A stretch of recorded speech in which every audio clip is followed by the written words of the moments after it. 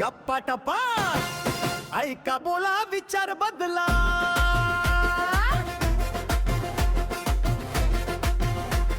नमस्कार मित्रांनो, आपलं सर्वांचं स्वागत आहे आपल्या आजच्या गप्पा टप्पाच्या पॉडकास्टमध्ये. तर आज जी आपल्याला व्यक्ती लाभली आहे त्यांचं कार्य खूपच मोठं आहे. त्यांनी कार्यकर्ती, मग नगरसेविका, मग आमदार आणि मग नेते आणि सिद्धिविनायक ट्रस्टी, तशा त्यांचं म्हणजे खूप मोठं सांगण्यासारखं आहे. पण मी तुम्हाला थोडक्यात सांगेन. तर त्यांचा आज मी खूप मनापासून आभार करतोय. त्यांनी आपल्याला वेळ दिला. त्यांचं आपलं स्वागत करूया आपल्या आजच्या पॉडकास्टमध्ये. नमस्कार विशाखाताई. नमस्कार. तुमचा नमस्कार. नमस्कार. म्हणजे तुमचं कार्य खूपच मोठं आहे. धन्यवाद. मी तुम्हाला एक थेट प्रश्न विचारणार. सुरुवात करतो. पहिलं तुमचं 5 वर्षाचं म्हणजे 2026 तुम्ही कशा पद्धतीने बघत आहात? म्हणजे तुमचं काय पुढचा कार्यक्रम असणार आहे? 5 वर्ष मी या विभागाची नगरसेविका होते. मग 191 ची. मग 4 वर्ष इलेक्शन झाल्याच नाहीत. तरीसुद्धा आम्ही त्या विभागात काम करायचं काही सोडलं नाही. आम्ही शाखेत आमची शाखा पण त्याच एरियात आहे. आम्ही तिथे बसायचो. लोकं त्यांची कामं घेऊन यायचे. आमच्याकडे आमदार आणि खासदार आमचाच आला होता. पूर्वी आमचा खासदार आणि आमदार नव्हता. आता आमदार, खासदार आमचेच आले. लोकांनी आमच्याकडे काही काम मागितलं म्हणजे माझ्या एरियामध्ये पाण्याची लाईन पाहिजे, गटाराची लाईन पाहिजे, काही म्हटलं तर आम्ही त्या दोघांचा फंड घेऊन त्याची पूर्ती करायची. कारण आमच्याकडे नगरसेवक फंड नव्हता. बरं. त्यामुळे आम्ही लोकांशी कायम म्हणजे 5 वर्ष जेव्हा नगरसेवक होतो म्हणूनही आम्ही टचमध्ये होतोच.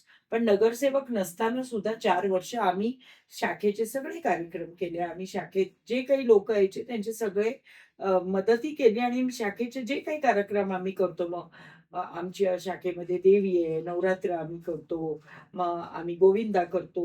जे काही शाखेचे रेग्युलर कार्यक्रम आहे, जरी आम्ही नगरसेवक मी नसले तरी आम्ही ते कार्यक्रम कायम चालू ठेवले. त्यामुळे कार्यकर्ते आमच्याबरोबर 4 वर्ष जरी आम्ही नगरसेवक नसलो, तरी ते आमच्याबरोबर जोडले गेले. महिला आणि पुरुष कार्यकर्ते आणि आमची शाखा दररोज जशी आधी होती तशीच चालायची.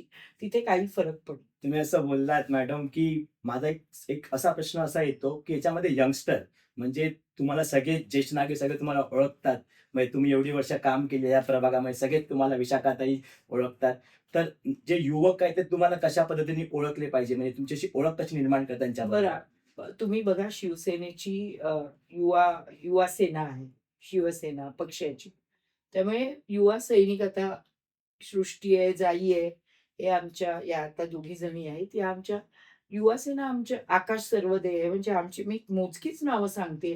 जी मुलं युवक आहेत ते दररोज आमच्या शाखेत येतात. त्यामुळे युवक सुद्धा आमच्याशी जुळलेले आहेत आणि माझा मुलगा पण युवक आहे. त्याचे पण मित्र आहेत.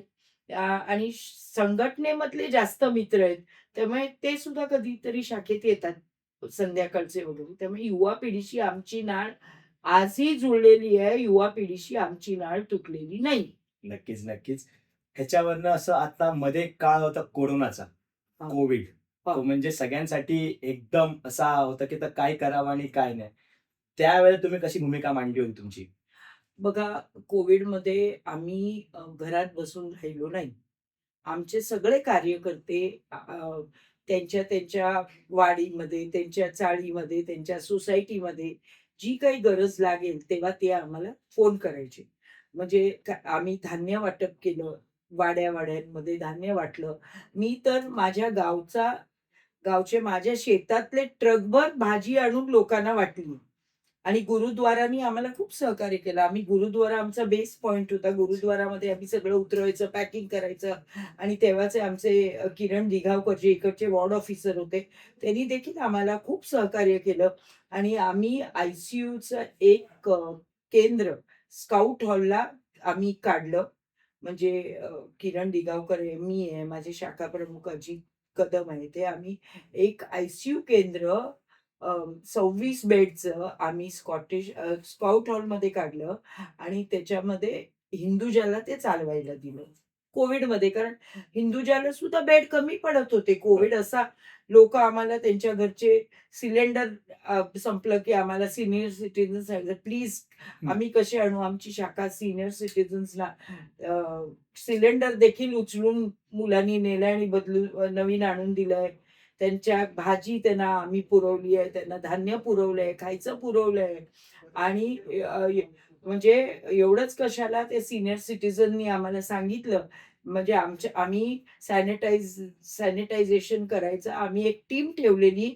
आणि आमचा जो आता शाखेतला कार्यालय प्रमुख होता टोनी चड्डा, तो 4-5 दिवसापूर्वी वारला 31 डिसेंबरला. तो तर स्वतः मशीन घेऊन वाडी जिकडनं कॉल यायचा, तिथे तो जाऊन सॅनिटायझर स्प्रे करायचा. आणि आम्ही एक टीम देखील ठेवली होती. ती सुद्धा वाडी चाळी सोसायटीमध्ये जाऊन सॅनिटायझेशन करायची. आणि आमच्या एरियामध्ये स्मशान भूमी बरोबर. आहे. हो. तिथे कितीतरी बॉडीज यायच्या बाहेरनं वगैरे. आणि लोकांच्या, म्हणजे मी एक हा अनुभव सांगते तुम्हाला. तिथे कपॅसिटी 30-35 बॉडी जाळण्याची आहे. इलेक्ट्रिकमध्ये मी सांगते. आणि 135, 100, 150 बॉडीज दिवसाला यायच्या. आणि काय व्हायचं, एवढ्या ते फर्नेस ओव्हरवर्क व्हायचं. आणि त्यातनं जी काळी अशी सूट निघायची, ती आजूबाजूच्या लोकांच्या घरामध्ये पसरायची. ती ती सूट सगळ्या घरात पसरायची. मग आम्ही त्याच्यावर कुठेतरी निर्बंध आणला. लोकांकडनं आम्हाला कंप्लेंट्स यायला लागल्या, की लांबपर्यंत आमच्या दूध जर असं ठेवलं, तर त्याच्यावर काळा तवंग येतो. बापरे! इतकं तिथे म्हणजे पसरण्याची आम्हाला भीती होती. ते सुद्धा आम्ही रोखलं. आणि अजून एक सांगते, इथे एक कोटवाडी म्हणून आमच्या इथे बिल्डिंग आहे. तिथे एक गृहस्थ एक्सपायर झाले. त्यांची मुलं त्यांची बॉडी उचलायला तयार नाही. मुलांनी सांगितलं, "ते कोविडची बॉडी आहे, आम्ही ती उचलणार नाही." मुलं त्यांची तयार नाहीत. बरोबर. आम्ही आहे ना, तुम्हाला खोटं वाटेल, आम्ही आमचे कार्यकर्त्यांनी पी-पी-ई किट घालून ती बॉडी वरनं घरातनं खाली आणली. कारण घरातल्यांना लागण होऊ शकते त्याची. 100% खाली आणली, ॲम्ब्युलन्समध्ये ठेवली आणि बी-एम-सी ती बॉडी घेऊन गेली. म्हणजे इथपर्यंत कार्यकर्त्यांनी काम केले. ज्यांची मुलं बॉडी उचलायला तयार नाहीत, त्यांची बॉडी आमच्या कार्यकर्त्यांनी पी-पी-ई किट घालून हे केली. आणि मग ती सगळी फॅमिली नेऊन आम्ही इथे वनिता समाजमध्ये एक केंद्र उभारलेलं. Covid care. कोविडचं केंद्र. तिथे सगळी फॅमिली नेऊन आम्ही ॲडमिट केली. कारण आजोबाच त्यांचे, घरात मुलं होती, नातवंड होती. त्यांची सून त्यांच्या आधी एक्सपायर झाली. आणि आजोबा आणि त्यांची इतर मुलं आणि नातवंड आणि सुना होते. त्यांना आम्ही नेऊन तिथे ॲडमिट केलं. एवढंच नाही तर शाखेनी टूथब्रश, टूथपेस्ट पासून सगळ्या ज्या बेसिक, त्यांना असंच नेऊन ठेवलं, ज्या बेसिक गरजा लागतात ते देखील शाखेनीच पुरवलं.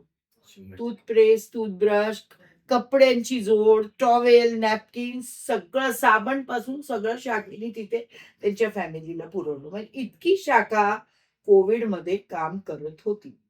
म्हणजे नक्कीच. पॅरलल, बी-एम-सीला पॅरलल.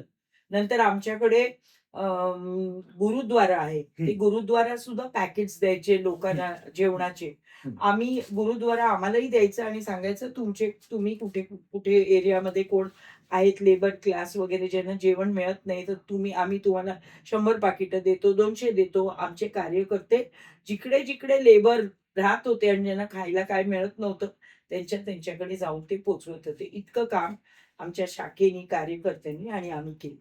सुंदर. म्हणजे तुमचं ऐकून असं वाटतंय, की तुमचं काम असं आहे, की लोकांना काय सांगायची गरजच नाही. तुमचं कामच एवढं मोठं आहे. ते कोरोनाच्या काळात आम्ही काम केलं, पण आम्ही काही त्याची ॲडव्हर्टाइजमेंट केली नाही. आम्हाला असं वाटतं, की एखाद्या एपिडेमिकमध्ये काम केलं तर त्याची ॲडव्हर्टाइजमेंट करायची गरज नाही. आम्हाला देवाला माहिती आहे आम्ही काम केलंय. आणि देव आमच्या कार्यकर्त्यांना नक्कीच त्याचं फळ देईल, याबद्दल माझ्या मनात शंका नाही. म्हणजे ठाकरेंची रणरागिणी म्हणून तुम्हाला सगळे ओळखतात. असं तर तुम्ही ते करून दाखवलंच आहे. आता ह्याच्यावरनं जे समस्या नॉर्मल ज्या लोकांच्या आहेत, म्हणजे मी त्यांना विचारलंच, तर त्यांचं असं म्हणणं आहे, की पार्किंगचे इश्यू आहेत. आपला जो प्रभाग आहे, तिकडे पार्किंगचे इश्यू आणि वरती पाणी जात नाही याचे इश्यू आहेत. त्याच्यावरती काय आपण करणार आहात का? म्हणजे हो, मी निवडून आल्यानंतर 3 मेन गोष्टी हातात घेणार आहे. एक म्हणजे पार्किंग. ओके, आता इथे कोहिनूरला पार्किंग आहे. पण पार्किंग आहे. त्याला एवढे एक्झॉर्बिटंट प्राइसेस आहेत ना, महिन्याला इतके प्राइसेस आहेत, ते कुठच्यातरी कॉन्ट्रॅक्टरला दिलेले आहेत. एरियात माझं असं मत आहे, की एरियामध्ये ना फ्री ऑफ कॉस्ट करा. एरियातल्या लोकांना. बी-एम-सी काय देते एरवी लोकांना, तर ते तर फ्री ऑफ कॉस्ट करावं. त्याच्यासाठी मी बी-एम-सीशी भांडणार आहे. आणि सिद्धिविनायकला सुद्धा पार्किंग स्वतःचं नाहीये. कुठच्या गल्ली गल्लीत आणि इकडे रस्त्यावर गाड्या उभ्या करतात. भक्तगण. हो. भक्तगण काही थांबणार नाही. त्यांच्याकरता एक वेगळं काहीतरी पार्किंग करावं असं माझ्या मनामध्ये इच्छा आहे. कारण सिद्धिविनायक हे मला जवळचं आहे. मी त्याची अध्यक्ष अध्यक्ष. राहिले आहे. येस. त्यामुळे मला तिकडच्या समस्या सगळ्या माहिती आहेत. दुसरं म्हणजे शिवाजी पार्कमध्ये जी धूळ उडते, हं. Okay, it's a natural process. हं. पण लोकं आजूबाजूला जे पेरिफेरीमध्ये लोकं राहतात, ते बिचारे कधीतरी आपले खिडक्या-दारं बंद करून आत राहतात. कारण का? तर ती धूळ उडते आणि त्यांच्या घरात ती धूळ जाते. हं. मागच्या टर्मला आम्ही असं ठरवलं होतं, तर हे धूळ उडते, हं. त्याच्यावर काय सोल्युशन करायचं? तर मागचे आमचे वॉर्ड ऑफिसर होते किरण दिघावकर. आम्ही असं ठरवलेलं, की धूळ कधी उडणार नाही. पाणी जर ओली केली ती माती, तर धूळ उडणार नाही. आणि माती ओली करायला पाणी बाहेरनं टँकरमधनं आणायचं, तर परत टँकरचा न्यूसन्स आणि कितीतरी टँकर लागते. हं. तर शिवाजी पार्कमध्ये ज्या नॅचरल विहिरी आहेत, त्या आम्ही टॅप केल्या. 5-6 विहिरी आहेत आणि त्याच्या पेरिफेरीमध्ये एक पाईपलाईन टाकली आहे जवळ-जवळ आणि त्यात स्प्रिंकलर टाकले आणि तिकडे लेयर जरा वेगवेगळे टाकायचे होते ग्रेव्हल-बिव्हल त्या शिवाजी पार्कमध्ये, की जेणेकरून त्याच्यातनं पाणी गेलं, की ती ओली राहील. दिवसातनं 2दा तरी आपल्याला पाणी मारायला लागेल. ओली राहील आणि धूळ लोकांच्या घरात उडणार नाही. मला तर हे काम कंप्लीट करायचंय आणि मला लोकं ए-एल-एम्स जी आहेत तिकडची लोकल ए-एल-एम्स आहेत, त्यांना घेऊन हे काम करायचंय. एक. दुसरं मी पार्किंगबद्दल हं, सांगितलं. हं, हं. तिसरं पाण्याची लाईन, पाण्याच्या लाईनचं. वर जात आहे. हां. आमच्या इथे काही जुन्या चाळी आहेत हं. आणि बिल्डिंग्ज आहेत. जिथे 3ऱ्या-4थ्या मजल्यावर आता काय झालंय, की मोठ्या सोसायट्या आल्या, त्यांच्याकडे खाली टाकी आहे आणि ते टाकीमध्ये सगळं पाणी जातं आणि त्यांना पाणी पुरतं. हं, ते हं. कुठेतरी या चाळींमध्ये पाणी कमी होत चाललंय, कारण या टाक्या मोठ्या-मोठ्या हाय-राईजमध्ये टाक्या झाल्यात आणि त्यामुळे पाणी सगळं तिथे जातं. तर माझं असं मी याची सल्लामसलत करून मी असा विचार करतेय, की एकतर प्रेशर वाढवून घ्यायचं. If that is not possible खाली टाक्या द्यायच्या आणि पंप द्यायचे या जुन्या चाळींना आणि पाणी वर चढवायचं. हे कारण लोकांना मी एक बाई आहे, हं. ओके. तर पाणी नसल्यावर सगळ्यात जास्त त्रास घरातल्यांना स्त्रीला. कोणाला होतो, तर त्या स्त्रीला होतो. आणि आता अशी परिस्थिती राहिली नाही, की 3ऱ्या आणि 4थ्या मजल्यावरनं तुम्ही खाली येऊन पाणी भरावं, बरं. अशी आता परिस्थिती नाहीये. एकतर ते जिने पण खूप स्टिफ आहेत हं. आणि महिलांना वेगवेगळे गुडघ्याचे आजार आहेत, सगळे आजार आहेत. त्यामुळे ते काय गावात ठीक होतं पूर्वी, त्या महिला काटक होत्या. आता शक्य नाहीये महिलेला खाली येऊन पाणी भरणं. तर ते एक मला करायचंय. प्रायोरिटीवर आहे. आणि अजून एक चौथी गोष्ट म्हणजे मी जेव्हा मागच्या टर्मला जेव्हा इकडची नगरसेविका होते, तेव्हा मी कचरा at source, door to door कचरा कलेक्शन आम्ही चालू केलेलं, ओला आणि सुका. त्याप्रमाणे आम्ही डबे पण लोकांना वाटले होते. वाटप केलं. ते आम्ही जेव्हा आमची टर्म जेव्हा संपली, त्यावेळेला BMCनी तो बंद केला. बंद. मला असं वाटतं तो मी रिवाईव्ह करणार माझ्या वॉर्डात आणि मग हळू-हळू BMCनी प्रायोगिक तत्वावर आम्ही केला. तो सक्सेस झाला होता. तो परत मला रिवाईव्ह करायचा आणि हळू तो मुंबईत कसा राबवावा प्रत्येक नगरसेवकानी. तर मला असं वाटतं आपण सुंदर, स्वच्छ आणि सुंदर मुंबई आपण गेले अनेक वर्ष बोलतोय, पण ते काही होत नाहीये. तर ते देखील व्हायला पाहिजे असं माझं मत आहे. लोकं नाल्याच्या बाजूला जी लोकं राहतात, ती नाल्यात कचरा टाकतात. त्यामुळे दरवर्षी नाला सफाईवर करोडो रुपये BMCला खर्च करायला लागतात. त्याच्यापेक्षा जर का आपण या नाल्याच्या बाजूला राहणाऱ्या लोकांना जर का आपण काही सुविधा दिली, कचरा उचलायची वगैरे, तर मला निश्चित वाटतं, की ते नाल्यात कचरा टाकणार नाहीत. डोर टू डोर कलेक्शन केलं, म्हणजे जगात तुम्ही सगळीकडे बघा, कचरा तर सगळ्या जगामध्ये निर्माण होतो. पण प्रत्येक ठिकाणी संकलन करायची वेगवेगळी पद्धत आहे. पद्धत असते. हां, तीच पद्धत आपण पण आपल्या मुंबईकरता अ, कर आयोजित म्हणजे लागू करावी. जेणेकरून म्हणजे माझं माझ्या मुंबईवर खूप प्रेम आहे. मी कुठेही बाहेर गेली ना, तरी 8-10 दिवस. त्याच्यानंतर आपल्याला आपली मुंबई आठवते. मुंबई आठवते आणि परत यायला बरोबर. यावंसं वाटतं. तर कुठेतरी मुंबई स्वच्छ आणि सुंदर व्हावी असंही वाटतं. नंतर जो कचरा, मिठी नदीतनं जो कचरा येतो हं. माहीमला नाही. आणि मग तो पूर्ण प्रभादेवी पासून शिवाजी पार्क पासून असा अ, किनाऱ्यावर येतो. किनाऱ्यावरती. कचरा येतो. तो कचरा आला की लोकं 2-4 दिवस एन-जी-ओज, बी-एम-सी काढते, परत येतो. तर मला असं वाटतं जिथे मिठी नदी आणि समुद्र जिथे मिळतं, मिठी नदीचं पाणी जिथे दोघांचं कधी मिटिंग. हां. मिठी संगम होतो रादर. संगम. हां. It is not a Sangam actually. हां. तर तिथे जाळी काहीतरी बसवायला पाहिजे आणि तो कचरा अडवला पाहिजे. अडवला पाहिजे. नाहीतर सुंदर दादरची चौपाटी आहे, प्रभादेवीची बरं. चौपाटी आहे, पण या कचऱ्यामुळे लोकांना त्याचा वापर करता येत नाही. तरी लोकं वापर करतात, पण ती स्वच्छ व्हावी अशी माझं मनापासून इच्छा आहे आणि त्याच्याकरता मी जरूर काम करेन. सुंदर, सुंदर. तुमचं ऐकून मला असं वाटतंय, की आता ह्याच्यावरती मी अजून थोडं पुढे जातो. शिक्षण तुम्ही आहातच एक तुम्ही टीचर पण आहात मॅडम. तुमचं वाचलंय मी खूप सारं. तर म्हणजे पूर्वी कसं होतं, की सगळे बी-एम-सी स्कूलमध्ये जायचे. आता तुम्ही कसं बघताय? आता सगळे प्रायव्हेट स्कूल्स आलेत म्हणजे मोस्टली. नाही, नाही. आता आदित्य साहेबांनी जे मुंबई पब्लिक स्कूल्स काढल्या हं. म्हणजे आय प उच्च दर्जाच्या आहेत त्या पब्लिक स्कूल्स, सी-बी-एस-ई, आय-बी वगैरे अशा सगळ्या. तर आता लोकांचा कल तुम्ही बघाल, की त्या मुंबई पब्लिक स्कूलकडे वळले आहे. बी-एम-सीच्या स्कूलकडे म्हणजे ॲडमिशन 40 असतील तर 80 किंवा 100 अर्ज असतात. आणि खरोखर एक चांगल्या दर्जा शिक्षणाचा आदित्य साहेबांनी आणलेला आहे आणि मला असं वाटतं तो बी-एम-सीमध्ये सगळीकडे इम्प्लिमेंट करावा. जेणेकरून जे खाजगी शाळांमध्ये जे ॲडमिशन्स मिळत हं, नाहीत ते हं. इकडे मिळतील. बरोबर. आणि शिक्षणाचा दर्जा डेफिनेटली बी-एम-सी खरंच चांगलं शिक्षण देते. पण जो लोकांना प्रत्येकाला असं वाटतं, की नाही माझा मुलगा चांगला शिकला पाहिजे. प्रत्येक आई-वडिलांची तेवढी ऐपत नसते. बरोबर. म्हणून ते लक्षात ठेवून ही मुंबई पब्लिक स्कूल संकल्पना आदित्य साहेबांनी आणली आणि मला वाटतं ती सक्सेस झाली. बरोबर. ते करता आपले बी-एम-सी हॉस्पिटल्स पण आहेत. म्हणजे आता तुम्ही बघतात एकदा हॉस्पिटलमध्ये पाऊल ठेवलं, की तुमचं बिल असं वाटतं, की तुम्हाला कळतच नाही, की आता अरे बापरे! काय करावं? तर आता जसं का आपलं उदाहरण तर केम हॉस्पिटल आहे, सायन हॉस्पिटल आहे, ज्या आपल्या हॉस्पिटल्स आहेत त्या बी-एम-सी अंडर राबवले आहेत. तर तिकडे गेलो, की आपल्याला बेड नाही मिळत. म्हणजे आपले जे स्थानिक लोकांना बेड नाही मिळत किंवा त्यांना जागा नाही मिळत, त्यांना उपचार नाही मिळत. त्यांच्यावरती काय म्हणजे परप्रांतीय किंवा बाहेरची लोकं त्याच्यावर ते पण रुग्ण आहेत म्हणा.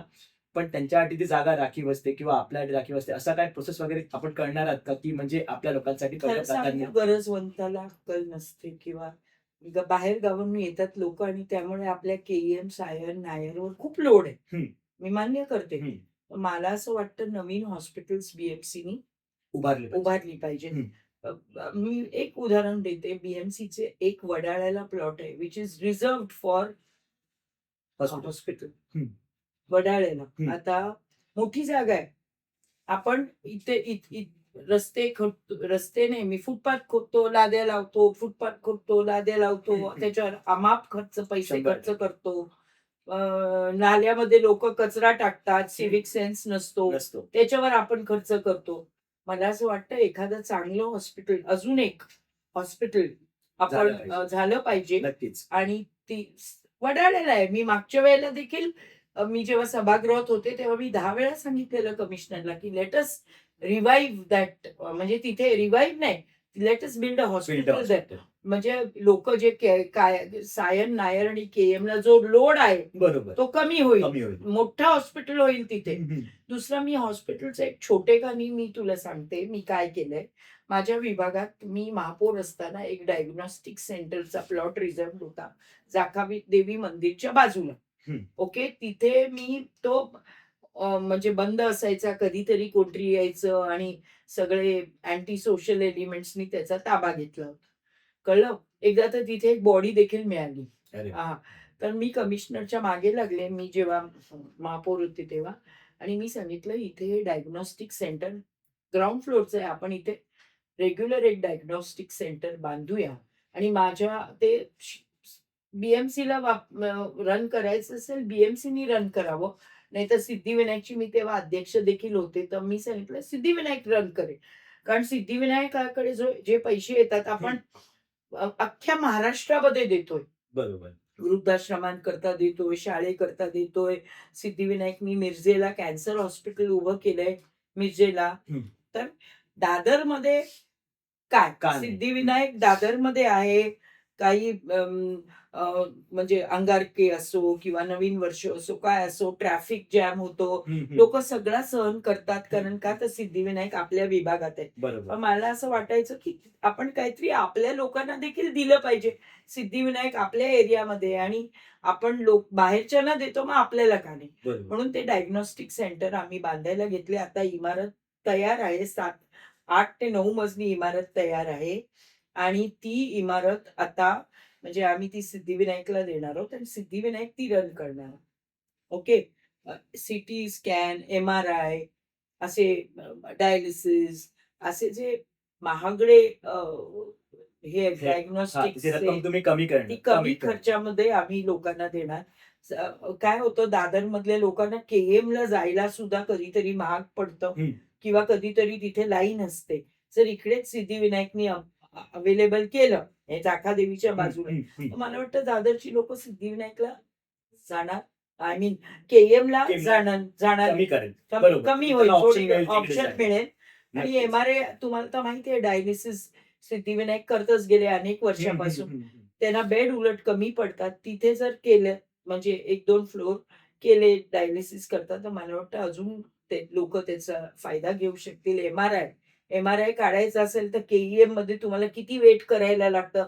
पैसे पण भरपूर भरायला लागतात. सीटी स्कॅनला पण तीच परिस्थिती आहे. आणि हे सगळं तुम्ही म्हणाल सिद्धिविनायक अवेलेबल करून देईल. सिद्धिविनायकाकडे तेवढे पैसे आहेत.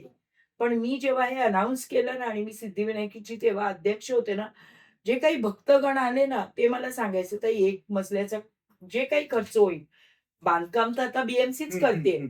पण तुम्हाला काही लागेल." मग कोणी म्हणाले, "मी बेड देतो." कोणी म्हणाले, "मी पंखे देतो." कोणी म्हणाले, "मी गाद्या देतो." कोणी म्हणाले, "मी चादरी देतो." कोणी म्हणाले, "मी उशांचे अब्रे देतो." कोणी म्हणाले, "नॅपकिन देतो." बरोबर. म्हणजे एवढं लोकांना डोनेशन द्यायचं असतं. हं, हं. पण त्याचा सदुपयोग झाला तर लोकांना देण्यात आनंद असतो. 100%. आता सिद्धिविनायक जर ते करत असेल तर लोकांना लोकं सरळ हस्ते मदत करतील. हं. आणि हे लोकांच्या दृष्टीने एक चांगलं म्हणजे एक चांगली सोय सोय उपलब्ध होईल. उपलब्ध करून आणि देते. त्याच्यामध्ये मी असं पण करायचं ठरवलं होतं, की एक वरचा मजला जो आहे, जसं आपलं नाना पालकर स्मृती सेंटर आहे. हां. कॅन्सर पेशंट्स जे हं. जगभरात नाही इकडे आय मीन जगभर नाही, आपल्या भारतात भारतात येतात. येतात. हां. त्यांना राहायला जागा नसते. बिचारे रस्त्यावर राहतात. हं. नाना पालकर स्मृती एकमेव आहे. मी तर तेव्हा असं ठरवलं होतं, की एक 8-10 रूम, जास्त नाही 10-12 रूम वर टॉप फ्लोअरला कॅन्सर पेशंट्स आणि त्यांच्या रिलेटिव्हज करता at a very nominal rate त्यांना उपलब्ध करून द्यायचं. सिद्धिविनायकची किचन आहे, जिथे सिद्धिविनायकच्या सगळ्या स्टाफला जेवण बनतं. त्याच्यात अजून 50 लोकांचं जास्त जेवण करून तिकडच्या त्यांना त्यांना पण पण लाभ घेता येईल. लाभ घेता येईल. असं माझं ते ड्रीम प्रोजेक्ट होतं. ते कसं मला इम्प्लिमेंट करता येईल ते मी करणार. तर तुम्ही यंदाच्या ह्याच्यामध्ये तुम्ही ते करणार असं. हो, असं मी पण त्याचे करणार. मला खूप सारे पॉइंट्स आवडले, की तुम्ही जे पार्किंगचे बोलले, की तुम्ही ते निःशुल्क करणार म्हणजे इकडे स्थानिक लोकांचे ते प्रश्न सुटतील. म्हणजे ते पार्किंगची खूप मारामारी असते. मी लावू की तू लावू की तू काढू, की आले की फोटो काढले की निघून गेले. तर ते तुमचे चांगले-चांगले प्रश्न मी तुम्हाला विचारले. मला अजून एक पार्किंग बाबत हां. म्हणायचंय. एक म्हणजे लोकांमध्ये मारामारी होतात, भांडणं होतात. शेजारी एकामेकांशी भांडतात पार्किंगवर. हो, हो, हो. ही माझी जागा आहे रस्त्यावरची. आणि दुसरं मी तुम्हाला सांगते बीएमसीचा एक प्रॉब्लेम काय आहे, गाड्या हलत नाहीत. त्यामुळे गाडीच्या खाली कचरा असतो. हं. कितीतरी कचरा म्हणजे कधीतरी काही लोकं महिने-महिने गाडी हलवत नाही आणि ती तिकडेच असते. कोणी बीएमसीचं शक्य नाहीये की गाडी खाली वाकून 100% कचरा काढणं. बरोबर आहे. या जर गाड्या निःशुल्क आपण केलं तर सगळ्यांनी नेऊन जर पार्किंग लॉटमध्ये उभ्या केल्या, जागा रिकामी. तर जागा फुटपाथची जागाही रिकामी आय मीन रस्त्याची जागाही रिकामी होईल आणि बीएमसीला जो कचरा काढायला मिळत नाही आता गाड्यांच्या खालचा, तो सुद्धा देखील चांगला काढता येईल असं मला वाटतं. आता याच्यावरती थोडं मी अजून जातो, की म्हणजे लोकांचं तसं काय असतं, माझी गाडी माझ्या समोर असली पाहिजे. तर आता लास्ट टाईम कोहिनूरच्या पार्किंगमध्ये आग पण लागली होती. तर लोकांचा आता म्हणजे ते घाबरतात, की आतमध्ये पार्क केली तर माझ्या गाडीला काही झालं तर. आता कशी माझी गाडी समोर दिसतेय मला. तर तिकडे ठेवली तर अंका आपली जी सगळी मिडल क्लास लोक आहेत, म्हणजे असं नाही की आपण हायफाय आहेत की आपल्याकडे 10 लाख रुपये परत आपण गाडी घेतली, आपण तिकडे पार्क ते किती सेफेस्ट आहे त्या दृष्टिकोनाने. बघा, BMC can keep securities there. आता तुम्ही मला सांगा, मी माझी गाडी रस्त्यावर उभी आहे. मध्यरात्री येऊन कोणी घेऊन गेलं, मला कळतं का? मी काय रात्रभर मी खाली वर, अरे माझी गाडी आहे, माझी गाडी आहे. रात्रभर नाही बघू शकत ना. हम्म. तुम्हाला माहिती आहे ना, रस्त्यावरच्या गाड्या अशा चोरल्या जातात. हम्म. निघून गाड्या घेऊन जातात लोक. टेप रेकॉर्डर काढतात रस्त्यावरच्या गाड्यांचे. ओके. बरोबर. आणि तिथे पार्किंग लॉट मध्ये सीसीटीव्ही कॅमेराज लावून ठेवायच्या ना गाड्या. आणि सिक्युरिटी बीएमसी ला सांगायची, तुम्ही पाहिजे तर प्रायव्हेट सिक्युरिटी ठेवा, पण सिक्युरिटी ठेवा, लोकांना सुद्धा ऍट इज असलं पाहिजे. आता रस्त्यावर जे गाड्या पार्क करतात ना, ते आताही एका भीतीनेच जगतात की माझी गाडी उद्या रस्त्यावर दिसेल की नाही. ओके. असं आहे. आणि 2 गोष्टी आहेत. एक, त्यांना म्हणजे तिथे सीसीटीव्ही कॅमेरा ठेवायचा, सिक्युरिटी ठेवायची, निशुल्क करायचं हे सगळं. आणि लोकांना एक आहे, एक गोष्ट लोक मला सांगतात की आमच्या घरातला माणूस आजारी पडला, तर आम्ही गाडी आणेपर्यंत, हॉस्पिटलमध्ये नेईपर्यंत कसं होणार? कसं होणार, बरोबर. हा, ही लोकांची भीती रास्त आहे. रास्त आहे, पण त्याच्यात आपण काहीतरी मार्ग काढू, काहीतरी अँब्युलन्स वगैरे उभ्या करायच्या आणि त्यांना तिथे न्यायला. पण गाडी म्हणजे लोकांची पण एक सुविधा होईल. बीएमसी ला सुद्धा कचरा जो काढता येत नाहीये आता, तो काढता येईल. दादरमध्ये पार्किंगची समस्या देखील खूप मोठी आहे. म्हणजे हे पार्किंग, ट्रॅफिक ट्रॅफिक आता एल्फिन्स्टन ब्रिज पाडल्यामुळे ट्रॅफिक सगळा टिळक ब्रिजला आहे. टिळक ब्रिजचं सुद्धा आता 100 वर्ष जुनं झालंय. 2024 ला मला वाटतं 100 वर्ष जुना झालेला आहे. ब्रिटिश गव्हर्नमेंटनी तो बांधला होता. मला असं वाटतं बीएमसी ला किंवा गव्हर्नमेंटला पत्र आलंय की आता म्हणजे 100 वर्ष जुना झालाय. मी स्टँडिंग कमिटीची मेंबर होते. मी दरवेळेला माझ्या स्टँडिंग कमिटीच्या मीटिंगमध्ये मी दरवेळेला टिळक ब्रिजचा मुद्दा मांडलेला आहे. तुम्ही आमचे रेकॉर्ड्स काढून बघा. आणि म्हणून तो आता एक बाजूनी ब्रिज, आता तात्पुरता रेल ओव्हर ब्रिज बांधतायत बघा. आता तुम्हाला दिसतोय, तो चालू आहे त्याचं काम. तो ब्रिज झाल्यानंतर मग टिळक ब्रिज कदाचित नवीन बांधतील. पण एल्फिन्स्टनचा आणि दोन्ही ब्रिज काढले तर मुंबई म्हणजे आम्हाला खूपच त्रास होईल. बरोबर. एल्फिन्स्टनचं झाल्यावर टिळक ब्रिज आपण पाईपलाईन मध्ये प्रोजेक्ट आहे. आणि मला असं वाटतं की अजून एक ब्रिज करायला हवा बीएमसी. म्हणजे आम्ही तर म्हटलं होतं की अजून एक ब्रिज, एक तर एल्फिन्स्टनच्या इथे स्वस्तिक, एल्फिन्स्टनच्या ब्रिजच्या अलीकडे इकडनं फुल बाजार आहे, तिकडनं एक जर चढवला ब्रिज आणि पुढे स्वस्तिक मिल आहे त्याच्यात उतरवायचा. ओके. असं अजून, आणि एक ह्या बाजूला म्हणजे शिवाजी पार्कच्या पुढे थोडा टिळक ब्रिज आहेच, पण या पुढे माहीमपर्यंत मग आम्हाला डायरेक्ट धारावीत जायला लागतं.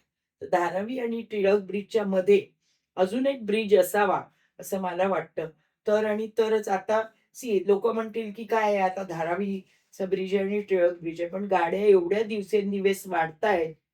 ओके, गाड्या एवढ्या वाढतायत, जर आपल्याला अल्टरनेट हवं असेल म्हणजे त्याच्याकरता आपल्याला टिळक ब्रिज आणि धारावीच्या मध्ये एक ब्रिज लागणार आहे.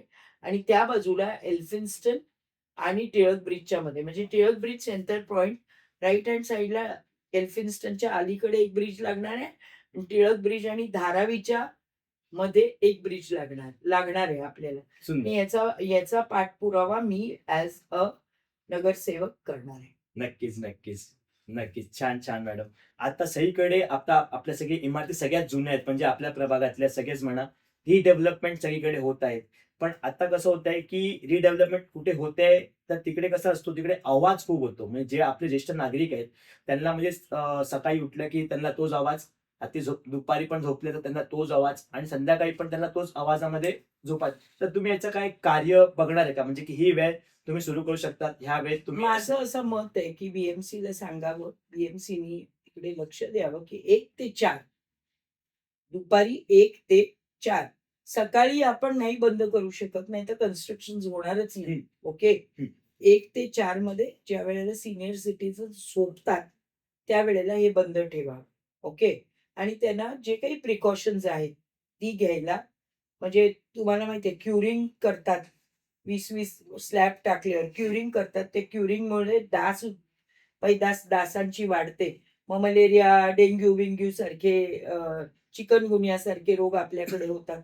ते कशामुळे होतात? एक तर लोकं पाणी स्टोअर करून स्टोअर ठेवतात करून. कुंड्यात-बिंड्यात आणि एक हे क्युरिंग चालतं. आता सगळीकडे अख्ख्या मुंबईतच रिडेव्हलपमेंट चालू आहे. ओके. तर सगळीकडे क्युरिंग करतात आणि त्याच्यामुळे डास उत्पन्न होतात किंवा एखादी बिल्डिंग रिपेअर करताना ते हिरवी नेट लावतात. पण त्याच्याने धूळ बाहेर उडते. काहीतरी वेगळं करावं आणि BMCनी याच्यावर सारखं लक्ष द्यावं महिनाभरानी, की बाबा सगळे नॉर्म्स फॉलो करतायत की नाही. BMC लक्ष देत नाही. एकदा CC दिली, की मग मिळेपर्यंत कोणी तिथे लक्ष देत नाही आणि त्याचा सगळा त्रास आजूबाजूच्या लोकांना होतो. रिडेव्हलपमेंट आपण थांबवू शकत नाही. तिथं काळाची प्रत्येकाचे गरज आहे. काळाची गरज आहे. बिल्डिंग जुन्या झाल्या आहेत. मग ते रिपेअर करून त्याला काही म्हणजे काय म्हणतो रिपेअर करून परत ती रिपेअर केली तीच एकदा व्यथा होते. थोड्या दिवसांनी परत तीच व्यथा होते. हं. त्यामुळे रिडेव्हलपमेंट आपण थांबवू हं. शकत नाही. पण पण प्रिकॉशन्स घेऊ शकतो. ती करताना आपण काहीतरी म्हणजे 1 ते 4 काम बंद ठेवावं. म्हणजे काम बंद म्हणजे कसलं जे कर्र आवाज किंवा काय असतो ना ठोकायचं हं, बिकायचं. हं. बाकीची तुम्ही आतली काही कामं करायची असतील, ती आतली तुम्ही कामं करा.